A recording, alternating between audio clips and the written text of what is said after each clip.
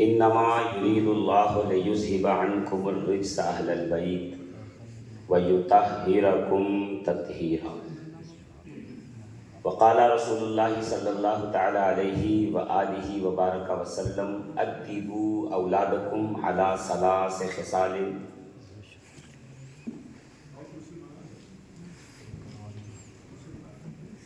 حب نبیکم وحب اہل بیتہ وقراءۃ القرآن۔ آمنت باللہ صدق اللہ العظیم وصدق رسولہ النبی الامین المکین المتین الکریم، ونحن علی ذلک من الشاہدین والشاکرین والحمد للہ رب العالمین۔ اے مظہر نور خدا بلغ العلا بکمالہ، مولا علی مشکل کشا کشف الدجا بجمالہ۔ حسنین جان فاطمہ حسنت جمیع خصالہ، یعنی محمد مصطفیٰ صلو علیہ وآلہ۔ عزیزان محترم، سامعین ذوی الاحترام، بالخصوص علی الخصوص مسند صدارت و سرپرستی پہ جلوہ افروز حضور شیخ الہند، عالمی مبلغ اسلام، مبلغ تصوف، پیر طریقت، رہبر راہ شریعت، حضرت العلام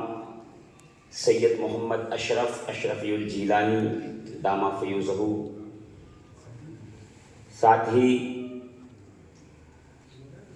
حضور سید راشد میاں صاحب قبلہ، حماد میاں صاحب قبلہ و دیگر علماء کرام، اور آج کی اس مقدس تقریب میں جو ہم اور آپ تشریف فرما ہیں، حاضر ہیں، میں یہ چاہتا تھا کہ مستقل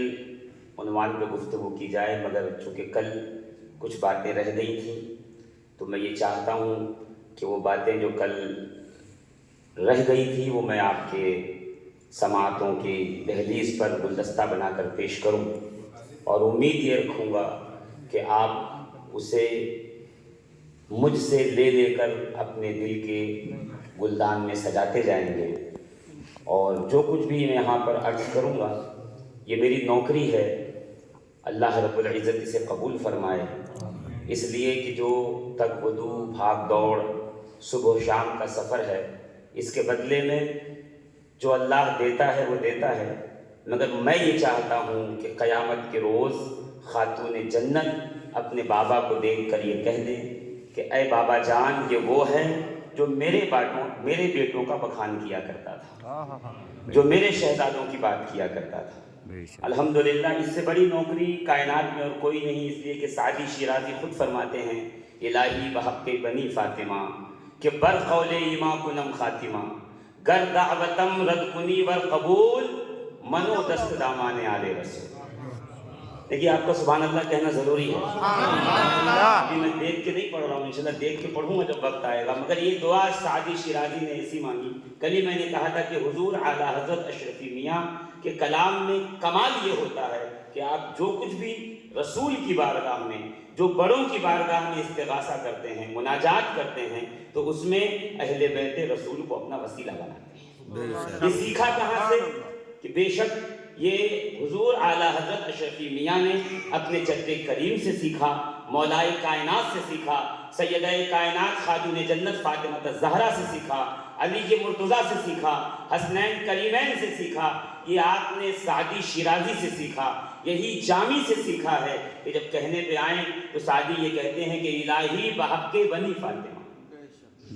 اے اللہ فاطمہ زہرا کے بیٹوں کے صدقہ و طف ہے، فاطمہ زہرا کے لالوں کے صدقہ و طف ہے، جن کے صدقہ و طف، جن کی وجہ سے اور جن کے دم قدم سے آج بغداد کا بازار بھی گرم ہے اور اجمیر میں بھی میلہ لگا ہوا ہے، آج مخدوم کی نگری میں بھی لوگوں کا میلہ لگا ہوا ہے، آج مارہرہ جاؤ تو وہاں، مکن پور جاؤ تو وہاں، بلگرام پہنچو تو وہاں جہاں چلے جاؤ فاطمہ زہرا کے بیٹوں کا ہی بخان ہے، فاطمہ زہرا کے بیٹوں کی ہی خیرات بٹ رہی ہے۔ الہی بحق بنی فاطمہ کہ برقول ایما کنم خاتمہ،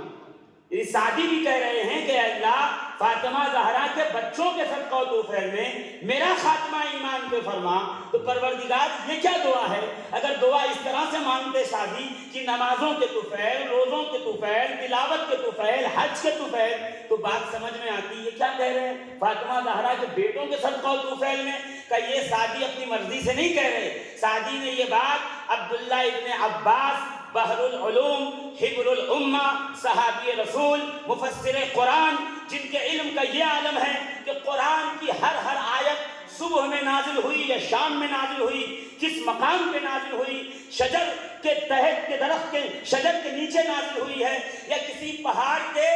سائے میں نازل ہوئی ہے، کہ یہ سارے علوم سے جو واقف ہے اس کا نام عبداللہ ابن عباس رضی اللہ تعالیٰ عنہ ہے، جس کے علم کا تمام صحابہ کرام بھی اعتراف کرتے ہیں۔ تمام مفسرین کہتے ہیں کہ اگر ابن عباس کی تفسیر نہ ہوتی تو ہم تفسیر میں ایسے ہوتے جیسے کوئی بغیر ہاتھ کا معذور شخص بیٹھا ہوا ہو۔ میں کہوں ابن عباس آپ کے علم کا یہ عالم ہے تو یہ آپ کو علم آیا کہاں سے؟ تو سیدنا عبداللہ ابن عباس پلٹ کر پکار کر بس یہی کہیں گے کہ علمی من علم علی وعلم علی من علم رسول اللہ وعلم رسول اللہ من علم اللہ، کہ لوگوں میرا علم علی کے علم کی وجہ سے ہے، علی کا علم رسول کے علم کی وجہ سے ہے، اور رسول وہ ہے جسے اس کے رب نے فرمایا ہے الرحمن علم القرآن، رحمان نے اپنے حبیب کو قرآن کا علم عطا کیا۔